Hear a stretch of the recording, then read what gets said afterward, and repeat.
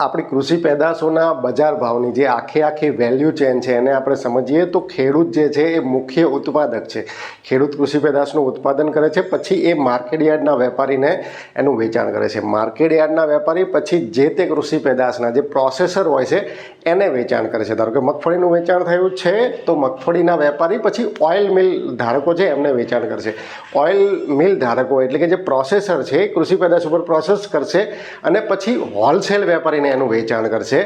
Wholesale વેપારી જે છે એ રિટેલ વેપારીને વેચાણ કરશે અને રિટેલ વેપારી જે છે એના મારફતે પછી ગ્રાહક સુધી જે વસ્તુ છે એ પહોંચશે. તો ખેડૂત મુખ્ય ઉત્પાદક છે, છતાં આખી આપણે વેલ્યુ ચેનને સમજીએ તો કદાચ સૌથી જે આર્થિક વળતરના મામલામાં ખેડૂતની સ્થિતિ સૌથી વધુ ચિંતાજનક થાય એવું ઘણી વખત બનતું હોય છે. તો કૃષિ પેદાશોની જે વેલ્યુ ચેન છે એમાં ખેડૂતનો હિસ્સો વધે, ખેડૂતના ભાગે પણ મોટા આર્થિક જે એના વેલ્યુ એડિશનનો જે લાભ છે, જે આર્થિક લાભ છે ખેડૂતના ભાગે પણ આવે અને વેચાણ વ્યવસ્થામાં જે છે ખેડૂતનો રોલ જે છે એ વધુને વધુ તબક્કા સુધી અકબંધ રહે એ માટે ગુજરાત સરકારે અનેક પ્રકારની યોજનાઓ અમલમાં મૂકી છે અને આ યોજનાઓ દ્વારા ખેડૂતો કૃષિ પેદાશોના વેચાણ વ્યવસ્થામાં અને કૃષિ પેદાશોનું પ્રોસેસિંગ કરી અને પોતાની જે આવક જે છે એ વધારી શકે છે. તો આ પ્રકારની ગુજરાત સરકારની યોજનાઓ કઈ છે જે ખેડૂતોને એક રીતે વેપારી બનવાની તક આપે છે, એ તમામ યોજનાઓને સરળતાથી સમજવાનો પ્રયાસ આપણે યોજના એનાલિસિસના આ એપિસોડમાં કરીશું. પ્રસ્તુત કરતા કૃષિ પ્રગતિ, ગુજરાત સરકારની ખેડૂતો માટેની ઓફિશિયલ મોબાઈલ એપ.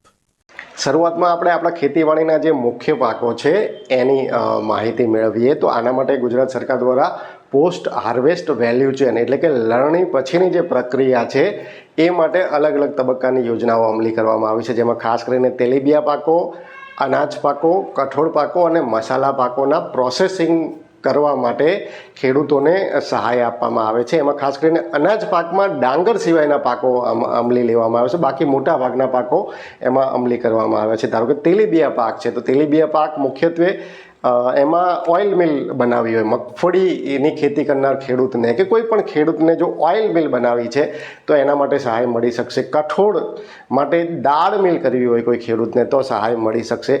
મસાલાઓને ક્લીન કરી, મસાલાઓને દળી અને મસાલાઓનું પેકિંગ કરી અને વેચાણ ઊભું કરવું હોય તો એના માટે સહાય મળી શકશે. ઘઉંને ક્લીન કરી અને એને અલગ અલગ પ્રોસેસ કરીને જો વેચવા હોય તો એના માટે સહાય મળી શકશે. તો આ રીતે તેલીબિયા, કઠોળ, મસાલા અને અનાજ પાકો માટે સહાય મળવાપાત્ર છે. મહત્તમ ₹10 લાખ સુધીની સહાય મળવાપાત્ર છે. અમુક કેટેગરીમાં 25%, જે કુલ ખર્ચ હોય એના 25%, અમુક કેટેગરીમાં 50%, અમુક કેટેગરીમાં 75% સુધી સહાય મળવાપાત્ર છે. દર વખતે એમાં જે છે માઇનોર પ્લસ માઇનસ થતું રહે છે. તો આમાં અરજી જે છે એ કેવી રીતે કરવાની છે? અરજી આપણે આઈ ખેડૂત પોર્ટલથી જ કરવાની હોય છે. અલગ અલગ સમયાંતરે અલગ અલગ વસ્તુઓ જે છે આઈ ખેડૂતમાં ઓપન થતી હોય છે. જાન્યુઆરી 2026 જે આ મહિનો છે એમાં જ અત્યારે જે મગફળીની ઓઇલ મિલ કરવા માટે આઈ ખેડૂતમાં અરજી સ્વીકારવામાં આવી રહી છે, જેમાં 9,90,000 સુધી જે સહાય છે, આર્થિક સહાય છે એ મળવાપાત્ર છે. તો અહીંયા જે મુખ્ય ખેતીવાડી પાકો છે એમાં તમારે કોઈ પણ જાતનું પ્રોસેસિંગ કરવું હોય તો તમારે આઈ ખેડૂત પોર્ટલ પર જે આ પોસ્ટ હાર્વેસ્ટ વેલ્યુ ચેનની જે યોજના છે ક્યારે પણ અમલી થાય એનો તમે લાભ લઈ શકો છો. હવે આવી જ બીજું સરકારે અલગથી મિલેટ મિશન અમલી કર્યું છે. યોજના એ જ છે પણ મિલેટ મિશન જે અંતર્ગત એમાં વધારાનું બજેટ અને વધારાનું ફોકસ ફાળવવામાં આવ્યું છે. તો મિલેટ જે છે જેને આપણે જાડા ધાન્ય કહીએ, બાજરી, જુવાર, રાગી, એ બધા પાકોનું આપણે પ્રોસેસિંગ કરવું હોય, પેકિંગ કરવું હોય તો એમાં પણ આ જ રીતે સહાય મળવાપાત્ર છે.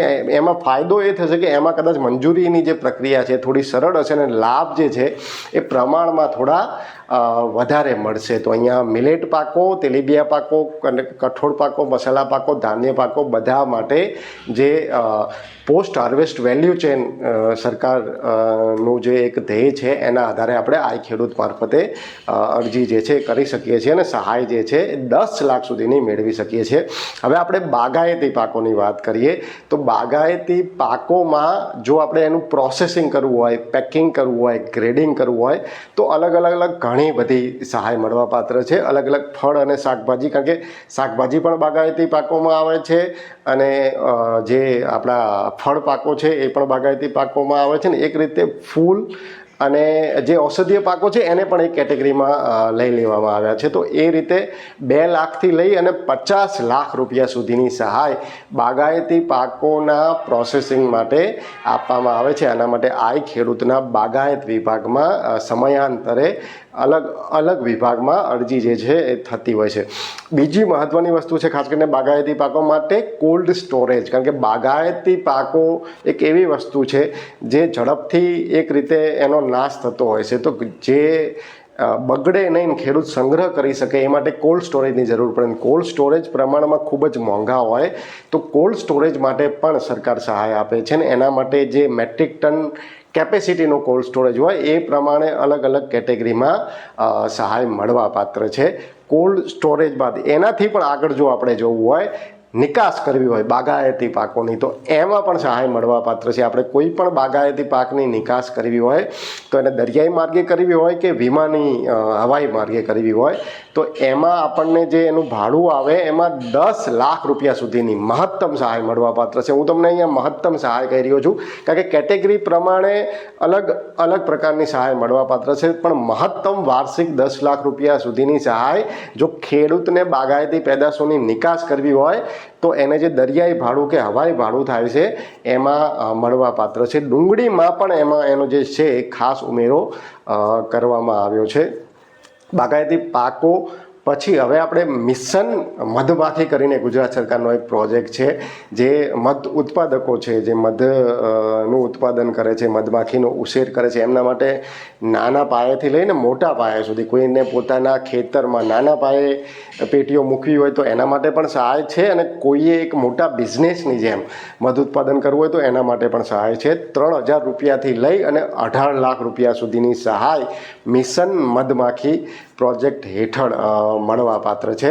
હવે આપણે પશુપાલનની વાત કરીએ તો પશુપાલનમાં કોઈ પણ પશુપાલકે જો દૂધાળા પશુઓનો તબેલો કરવો હોય, ડેરીનો વ્યવસાય શરૂ કરવો હોય તો એને કેટલ શેડ બનાવવા માટે, ચાફ કટર માટે અને બીજી જે એ પોતાનો વ્યવસાય શરૂ કરવા માટે જે લોન લેશે એમાં જે વ્યાજ ભરવું પડે છે એ વ્યાજના ચૂકવણીમાં અલગ રીતે સહાય આપવામાં આવે છે. આ મેં તમને જે સહાય કહી છે એ મુખ્ય સહાય કહી છે, પણ તમારે જો આની ડિટેલમાં માહિતી જોઈતી હોય તો તમારે ગુજરાત સરકારની ઓફિશિયલ મોબાઈલ એપ કૃષિ પ્રગતિ ડાઉનલોડ કરવાની છે. તમે કૃષિ પ્રગતિ એપ ડાઉનલોડ કરશો તો એમાં કલ્યાણકારી યોજનાઓનું એક પેજ આવશે ને એના ઉપર તમે ક્લિક કરશો તો એક સાઈડ એ આવશે કે આઈ ખેડૂતમાં અત્યારે જે યોજનાઓ ચાલુ છે, કઈ યોજનાઓ ચાલુ છે એની માહિતી તમને કૃષિ પ્રગતિ એપ દ્વારા જ મળી જશે.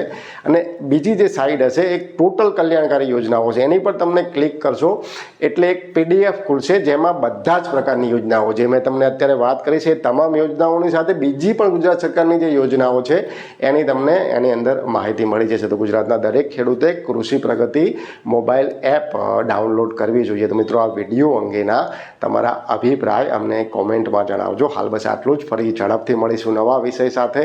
જોડાયેલા રહો એગ્રી સાયન્સ સાથે. જય કિસાન.